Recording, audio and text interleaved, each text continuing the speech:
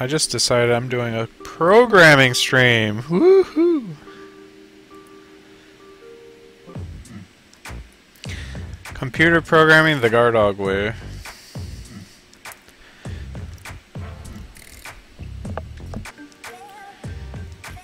I don't want to hide the console.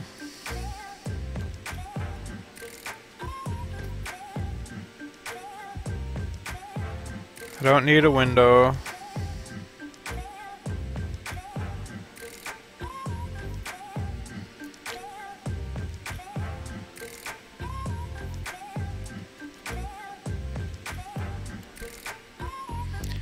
This is all we got so far. This is where you put your notes.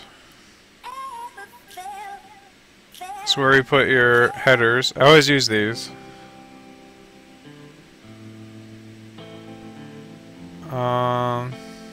It's just headers that give you different tools.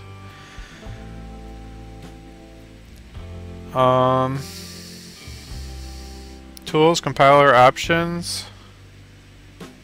Add these commands to the linker command line. You just paste all this into here. Each one of these is a different library. I'm using dev C++ 4.9.9.2. That's the name of the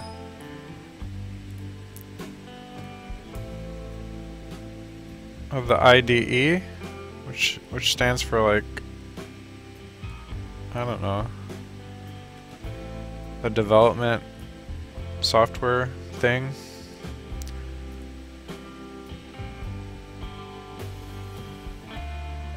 Basically it's like Notepad, except has a button you press that compiles your code into an executable file, which then runs at the end.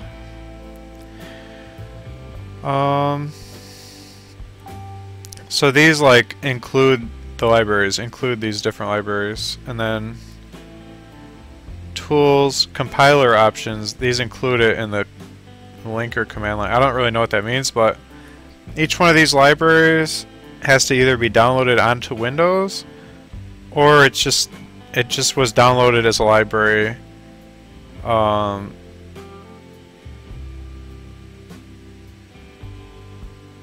Like it's native to Windows. A lot of these are native to Windows, but some of them I had to download. You can download dev packs for dev C++ that have like these different libraries. But a lot of these libraries are actually built into Windows though. So you'd have to experiment with that to get all my code working. And then this little code here tells the compiler that this is Windows 2000 or higher. By telling the compiler this, we gain access to get console window command.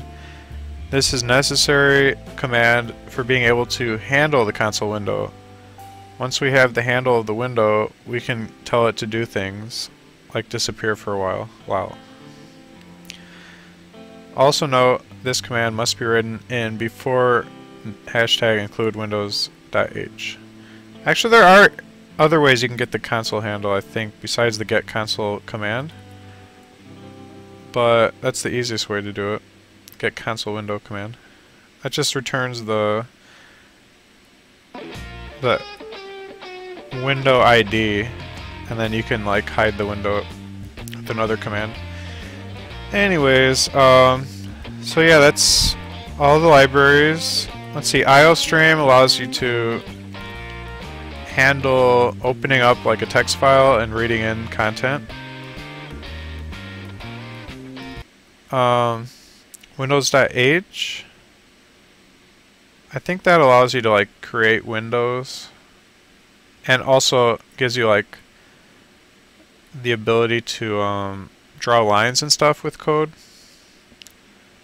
And like, yeah, there's different commands that this will enable you to do. IOmanip, not exactly sure anymore. I didn't write any note next to it. Time.h allows you to use the get system time command, which is nice for like timing stuff. So like you get system time with each loop of your program, and you can kind of track when things need to happen, and you can keep track of time passed. So like grabbing system time repetitively in a loop, you can determine like a counter. You can have counters that each time the system time increased by a second, that counter will decrease on a countdown. So let's say you set the counter to 10. Each time a second passes on the system time, your counter could be going 9, 8, 7. And so having counters is important so that you can have something happen once every X amount of time. Math.h allows you to use the square root function. It's important.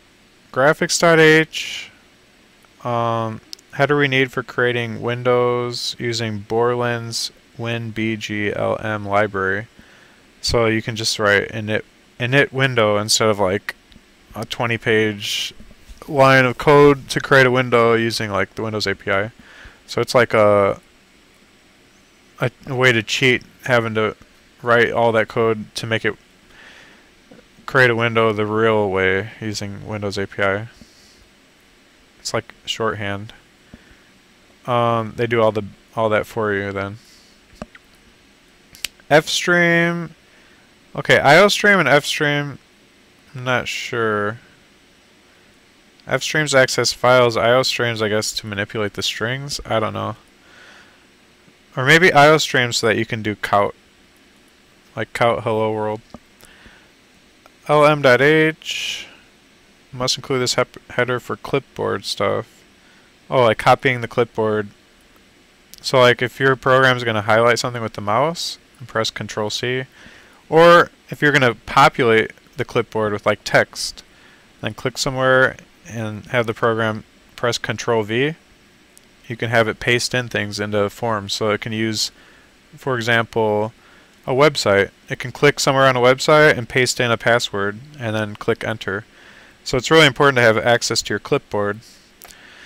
All of these I slowly added over time, these different libraries. And so far I've found with these libraries I pretty much can do anything I want.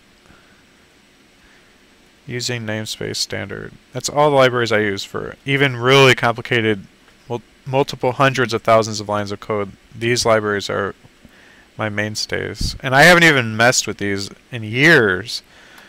I just know how to use them all now. I don't even look at this when I create a program. It's just standard. It's always the first thing I write. Up here I write instructions to myself, like what this program does, how to use it, if there's any instructions. I put next section so that when you have a long amount of code, like, you know, thousands of pages long, you can Control C this, Control F, Control V. Alright, find text. You click forward and it's going to search below here. I click find and it will find the next place next section appears. Here it is. It appeared down here. So we traveled from the instruction section down to the variables declaration section. You hit it again, no more are found. But if your code gets really long, it's nice to put next sections as little comments throughout the code, kind of breaking it down into the different important sections, like kind of like having the ability to flip to different chapters, or like having little earmarks so that you can jump through your code in big jumps to different sections that are important. Rather than scrolling down 100 pages, you just hit Control F and find next to keep jumping down to the next relevant sections of code. So it's really nice. Index is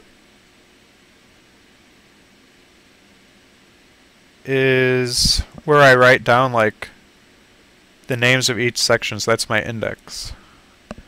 So like underneath the index, I'll write down names of each section. You only see here two different sections, which I left here as examples, but as you can see there's only one section I added because there's no code. But as I made the code longer and longer, I would add more sections so that we could jump to them. So this is my like table of contents. Actually, this should be called table of contents, not index. Index is in the back of a book. So we would highlight this, press Control C, Control F, Control V, click forward and click find. And it would take us to the section of code that makes backups. So I name each section of code like naming a chapter. Establish where to edit, add, or reconcile sections. So that's the name of a section of code and what it does, a brief description. So I'd Control C, Control F, Control V, forward, find. And it would jump me straight down to where in the code it handles that. So that's how I organize it. At the very top, I have a table of contents, which I'm calling an index for some reason. And you can just jump to sections of code that way. It's just a way to navigate what would otherwise be an unsurfable amount of code. Like once you get to hundreds of thousands of lines of code, you need shortcuts to be able to jump through it. After you declare your headers using namespace standard, I don't even know what that means. It's like the first thing you do when you, for any program, even Hello World. And then here's where I declare all my global variables. And I make all variables global. All of them. I don't mess around with private variables. So this is where I do all the variables. And then I do int main, and all my code is right here. You see I have no code. So if I were to run this right now, it would just close. So like if I hit F9, it's going to compile, it's going to open and then shut. See, did you see it flash? No, you probably didn't. I don't have high enough FPS. Well, I'll just do this. Hello world.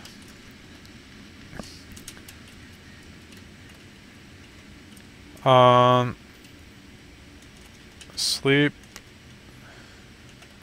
1000. So for 1 second, it's going to sleep for 1000 cycles of the processor. It will display that. So it's going to display that on the console. 1000 processor cycles will pass, and then it's going to return 0, which closes the program. That just means close down. So I'm going to hit F9, it's going to compile. It's showing hello world, it disappeared. Maybe I'll do it for 4 seconds. I don't even know if you guys could see that. It says hello world in the console. 4 seconds, it'll disappear. Boom. Alright, so sleep command is very important. It's like a way to delay.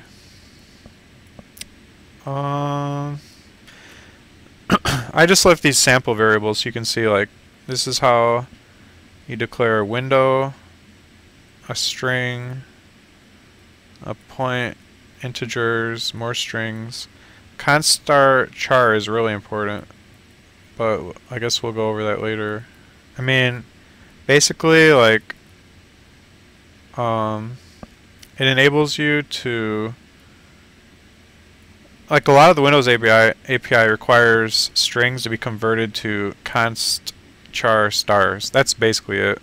So it's like a string with a weird name, const char star.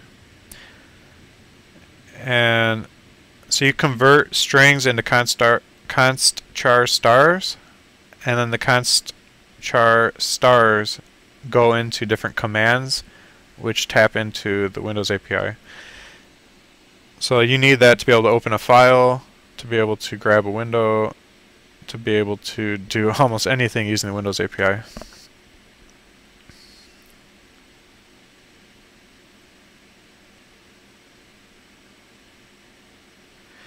Oh, so you don't have to do std_count. Okay, I see people using std_count sometimes in code when I'm looking on forums. That's funny. And seeing people write std_count gives me STDs. It gives me AIDS. So it's a proper name for std. Count will give you STDs. Just write count. So I just write count.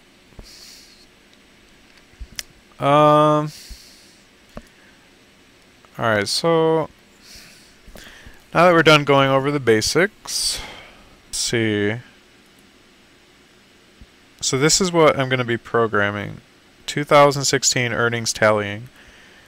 I want my code to be able to pull these different columns. Each column represents a different type of income. So this is like miscellaneous projects for dad.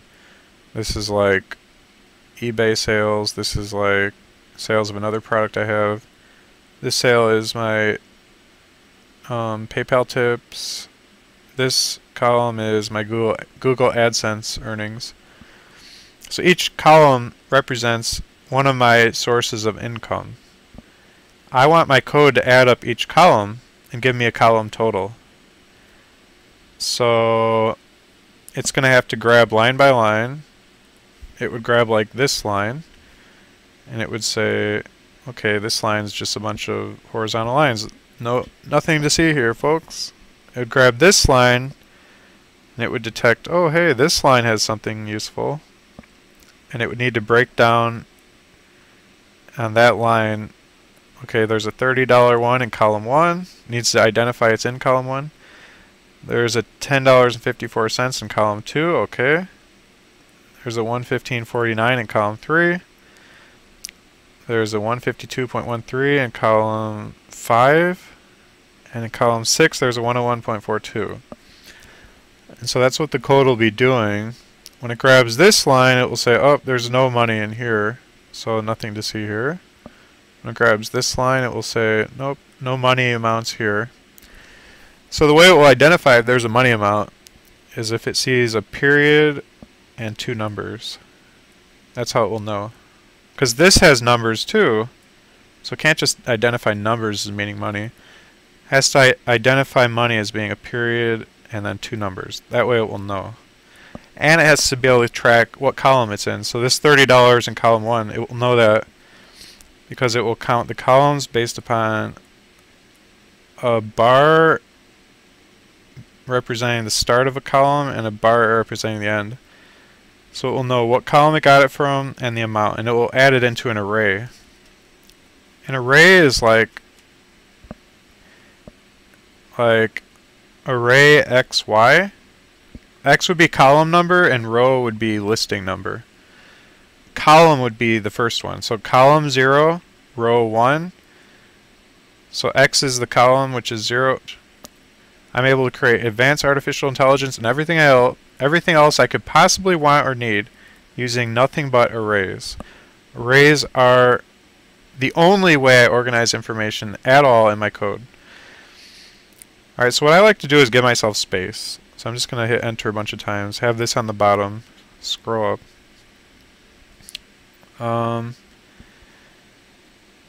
And then I'm going to do bool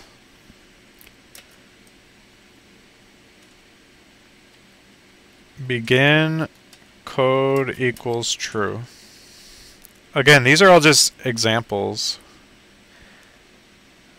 None of these have any meaning. They're just here as a template. So this is my first real variable. Bool means boolean. So this is a boolean, a true or false variable. We're setting it to true. Alright, so then I never like to start writing like right under this open whatever you call it. I like to like give myself some space. So I'll start here with while begin code equals true. That's how I always do it. And so then we could actually we can make this a little closer. I always do 8 enters. 1, 2, 3, 4, 5, 6, 7, 8. That's how I usually space everything out. Okay. I like to have 8 spaces between any major thing. So then this while loop is going to be where all of my code will be. Literally everything will be inside of here. This is my engine.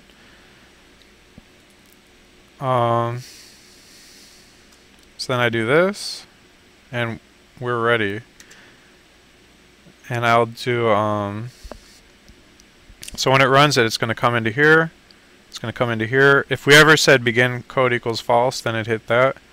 But I normally just put return zeros inside of here if anything goes wrong and I want it to close down. I usually don't make this false and then jump to here. I usually don't even use that. Anyways, so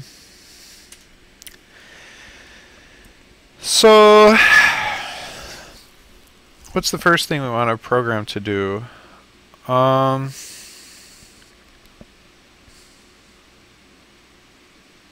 Hmm.